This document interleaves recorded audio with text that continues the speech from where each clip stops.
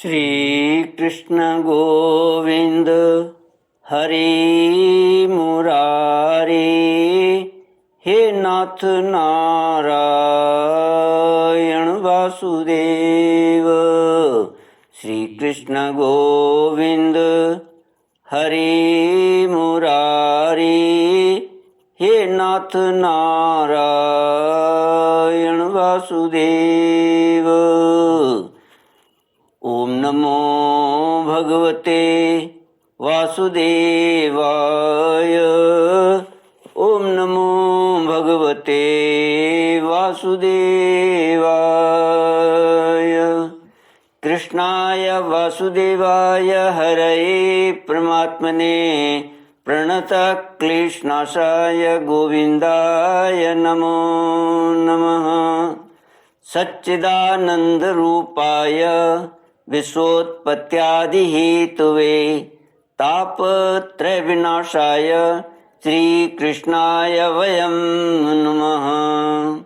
सच्चित आनंद स्वरूप परमात्मा जो सृष्टि के उत्पत्ति, पालन और श्रृंगार करता है तथा जीवों के आध्यात्मिक, आदि दैविक, आदि भौतिक तापों को नष्ट करने वाले हैं, अर्थात जीवों के मानसिक, शारीरिक और भौतिक दुखों को दूर करने वाले हैं, उन श्री कृष्ण भगवान को हम नमस्कार करते हैं। श्री कृष्ण गोविंद हरि मुरारी, हे नाथ नारायण वासुदेव। श्रीमद् भागवत दसम स्कंद अथाष्टषष्टितमोऽध्यायः। श्री शुक उवाच दुर्योधनसुतां राजन् लक्ष्मणां समितिञ्जयः स्वयंवरस्थामहरत् शाम्बो जामवती सुतः। कौरवा कुपिता ऊचुः दुर्विनीतो यमर्भक। कदर्थीकृत्य न कन्याम् अकामामहरद्बलात्। कौरवों पर बलराम जी का कोप और सांब का विवाह। श्री सुखदेव जी कहते हैं, परीक्षित, जामवती नंदन सांब अकेले ही बहुत बड़े बड़े वीरों पर विजय प्राप्त करने वाले थे। वे स्वयंवर में स्थित दुर्योधन की कन्या लक्ष्मणा को हर लाए। इससे कौरवों को बड़ा क्रोध हुआ। वे बोले, यह बालक बहुत ढीठ है, देखो तो सही, इसने हम लोगों को नीचा दिखाकर बलपूर्वक हमारी कन्या का अपहरण कर लिया। वह तो इसे चाहती भी न थी, अतः इस ढीठ को पकड़कर बांध लो। यदि यदुवंशी लोग रुष्ट भी होंगे तो वे हमारा क्या बिगाड़ लेंगे। वे लोग हमारी ही कृपा से, हमारी ही दी हुई धन धान्य से परिपूर्ण पृथ्वी का उपभोग कर रहे हैं। यदि वे लोग अपने इस लड़के के बंदी होने का समाचार सुनकर यहाँ आएंगे तो हम लोग उनका सारा घमंड चूर चूर कर देंगे और उन लोगों के मिजाज वैसे ही ठंडे हो जाएंगे जैसे संयमी पुरुष के द्वारा प्राणायाम आदि उपायों से वश में की हुई इंद्रियां। ऐसा विचार करके कर्ण, शल, भूरिश्रवा, यज्ञकेतु और दुर्योधन आदि वीरों ने कुरुवंश के बड़े बूढ़ों की अनुमति ली तथा शाम्ब को पकड़ लेने की तैयारी की। जब महारथी शाम्ब ने देखा कि धृतराष्ट्र के पुत्र मेरा पीछा कर रहे हैं, तब वे एक सुंदर धनुष चढ़ाकर सिंह के समान अकेले ही रणभूमि में डट गए। इधर कर्ण को मुखिया बनाकर कौरव वीर धनुष चढ़ाए हुए शाम्ब के पास आ पहुँचे और क्रोध में भरकर उनको पकड़ लेने की इच्छा से खड़ा रहे इस प्रकार ललकारते हुए बाणों की वर्षा करने लगे। परीक्षित, यदुनंदन सांब अचिंत्यैश्वर्यशाली भगवान श्री कृष्ण के पुत्र थे। कौरवों के प्रहार से वे उन पर चिढ़ गए। जैसे सिंह तुच्छ हरिणों का पराक्रम देखकर चिढ़ जाता है, सांब ने अपने सुंदर धनुष का टंकार करके कर्ण आदि 6 वीरों पर, जो अलग अलग 6 रथों पर सवार थे, 6 बाणों से एक साथ अलग अलग प्रहार किया। श्री कृष्ण गोविंद हरे मुरारे, हे नाथ नारायण वासुदेव। उनमें से 4 बाण उनके 4 घोड़ों पर, एक एक उनके सारथियों पर और एक एक उन महान धनुषधारी रथी वीरों पर छोड़ा। सांब के इस अद्भुत हस्त लाघव को देखकर विपक्षी वीर भी मुक्त कंठ से उनकी प्रशंसा करने लगे। इसके बाद उन 6 वीरों ने एक साथ मिलकर सांब को रथहीन कर दिया। 4 वीरों ने एक एक बाण से उनके 4 घोड़ों को मारा। एक ने सारथी को और एक ने सांब का धनुष काट डाला। इस प्रकार कौरवों ने युद्ध में बड़ी कठिनाई और कष्ट से सांब को रथहीन करके बांध लिया। इसके बाद वे उन्हें तथा अपनी कन्या लक्ष्मणा को लेकर जय मनाते हुए हस्तिनापुर लौट आए। परीक्षित, नारद जी से यह समाचार सुनकर यदुवंशियों को बड़ा क्रोध आया। वे महाराज उग्रसेन की आज्ञा से कौरवों पर चढ़ाई करने की तैयारी करने लगे।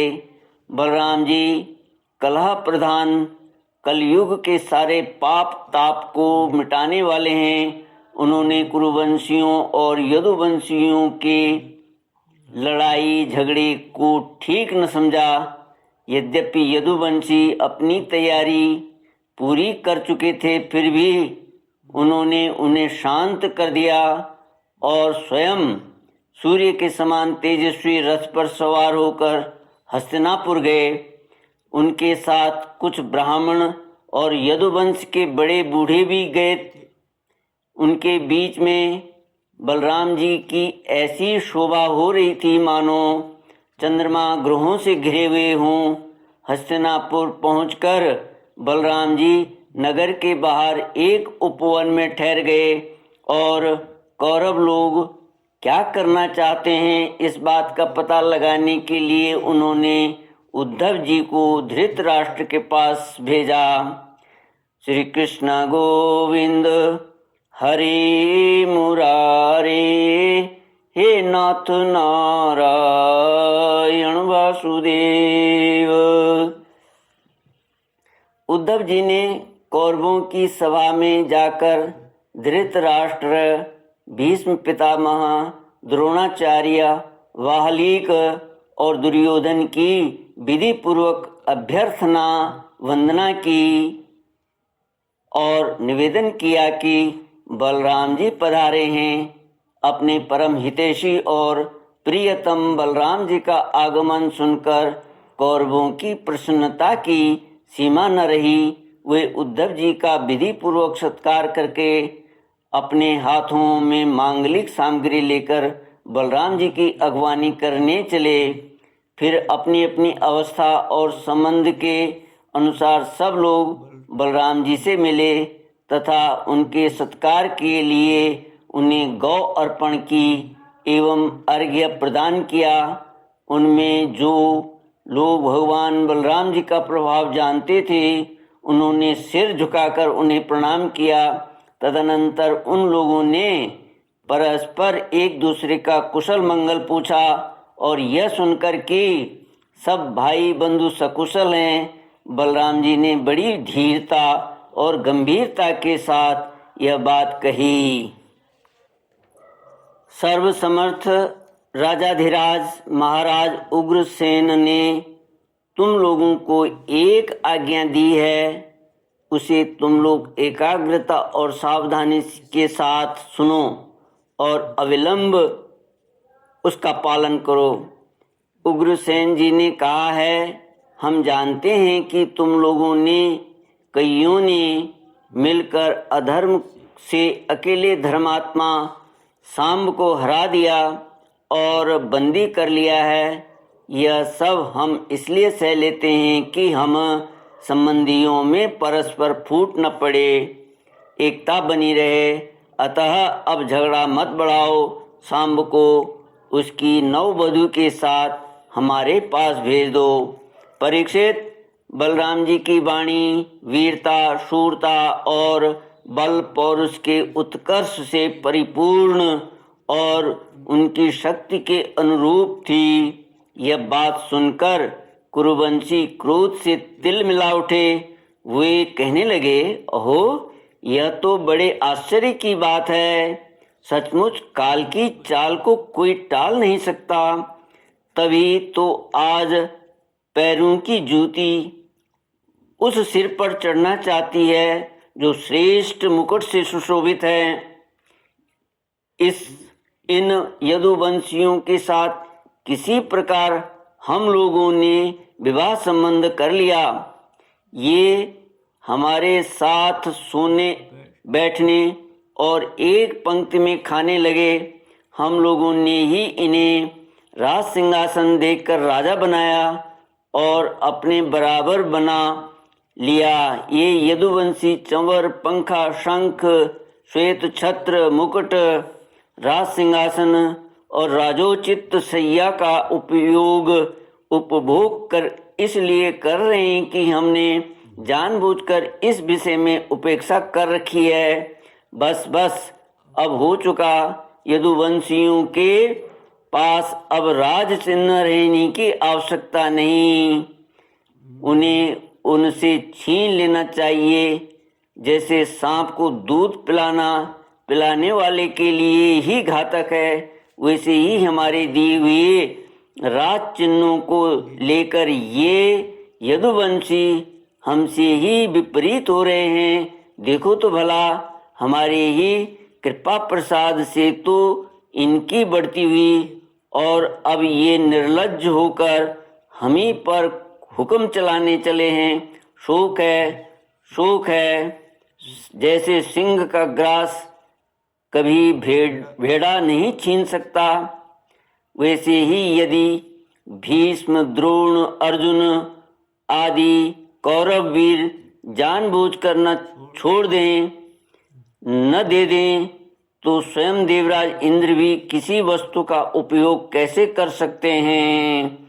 श्री कृष्ण गोविंद हरे मुरारे, हे नाथ नारायण वासुदेव। ओम पूर्णमद पूर्णमिदं पूर्णात् पूर्णमुदच्यते पूर्णस्य पूर्णमादाय पूर्णमेवावशिष्यते। ओम शांति शांति शांति। हरि ओम। श्री गुरुभ्यो नमः।